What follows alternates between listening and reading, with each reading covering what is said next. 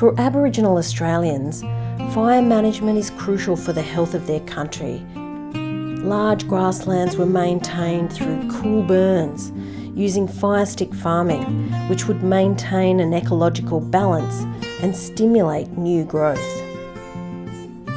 This artwork, Dhuuyaay, translated as fire stick farming, honours the role of the Dhuuyaay women as the carers of the land.